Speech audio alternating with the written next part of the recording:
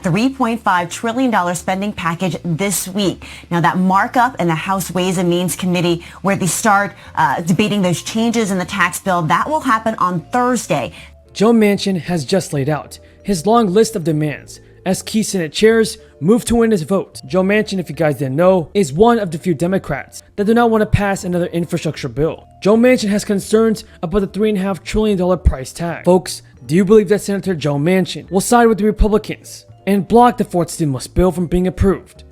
Tell me in the comments below. First, I would say that I'd rather be talking to Joe Manchin every day of the week and twice on Sunday than a Republican. And don't forget to subscribe to my channel and share this video with your friends and family.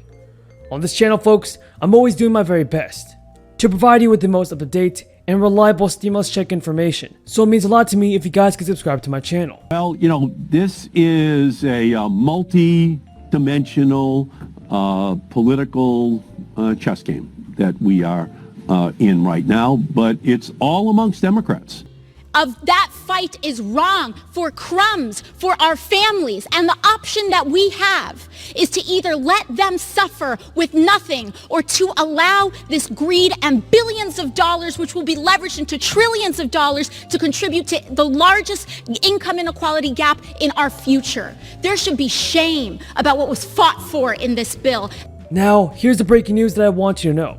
We have the courage and the determination to stand together in the fight for justice, and that is economic justice, social justice, racial justice, and environmental justice. So with Democrats needing every vote in their caucus to get the bill through the Senate along straight party lines, Joe Manchin has received more attention than any other Democrat, even as others like Kirsten Sinema have argued that the $3.5 trillion price tag is far too much. That there are many people in the Senate, many of my Republican colleagues, who do not like Social Security, who do not believe in Social Security, because essentially they do not believe that the government should be involved in retirement insurance for seniors or for people with disabilities. Now, as committee chairs have held regular meetings with their members over the summer, Democrats now have to hold individual meetings with Joe Manchin if he doesn't serve on their respective committees. So yes, folks, it seems like Joe Manchin might be a problem for Democrats in regard to getting the stimulus bills approved. Joe Manchin and his staff have been in inconsistent talks with the Senate Finance Chairman Ron Wyden. Now, these two Democrats, everybody, have argued over several key provisions, which are central to financing the proposal. This all includes corporate tax hikes, and Joe Manchin has engaged in long discussions with rank-and-file Democrats as well. Manchin is trying to limit the Democrats' efforts to provide universal pre-K and tuition-free community college.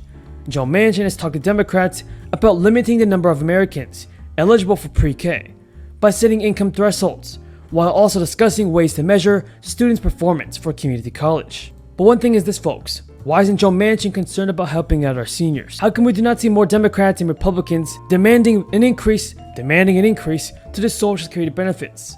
We know that our seniors are in desperate need of financial assistance, and I believe that President Biden must increase the Social Security benefits. Do you guys agree? Tell me in the comments below if you do. Manchin is now calling for a potential pause on the $3.5 trillion reconciliation bill. We know that this has been a huge priority for the Biden administration. Now, the private discussions come amid Manchin's public call last week, calling for the Democrats to have a strategic pause in consideration of the expensive bill. Democratic leaders want to resolve the disagreements and have a proposal ready by September 15th. What remains to be seen is whether the Senate chairs ultimately cater to Manchin's demands, or try to railroad him into making a choice, approve the most sweeping piece of domestic legislation in decades, or be responsible for sinking it single-handedly. Now, Chuck Schumer, everybody, and Joe Manchin have had long talks. Schumer knows full well that he needs to keep his most important swing vote at bay. Schumer said Wednesday, everybody, that there are some in my caucus who believe $3.5 trillion is too much, and there are some in my caucus who believe it's too little. We're going to work very hard to have unity. So do you believe it can be done? Can Chuck Schumer unite the Democrats and the Republicans and send out more stimulus relief? Tell me in the comments below, everybody. Now, the second round of state stimulus payments are now being sent out to eligible Americans. And American businesses are hiring at historic rates, with almost 11 million job openings in July, according to the latest government data. Yet, more than 9 million people were collecting enhanced unemployment benefits as of the Labor Day cutoff of those crisis benefits, an apparent disconnect that has roiled lawmakers, policy experts, and business owners. It all boils down to this, folks. If there are more job openings than unemployed workers, why aren't more people coming off unemployment aid? The number of job openings in the United States surged to a historic high of 10.9 million at the end of July, up from 10.2 million in June. Many business owners and dozens of Republican governors have blamed enhanced unemployment benefits for keeping workers on the sidelines. In their view, too many unemployed workers opted to collect an extra $300 in weekly jobless aid, rather than find work, which prompted 25 GOP-led states to cut jobless aid early, in an effort to spur job growth. Of the House Democrats, the congressional Democrats have the courage to make the fight all the time. It's easier in our districts where there's so much a good example, national standards of where we should be going. But for many of our colleagues, this is a fight because it's always the battle of the budget.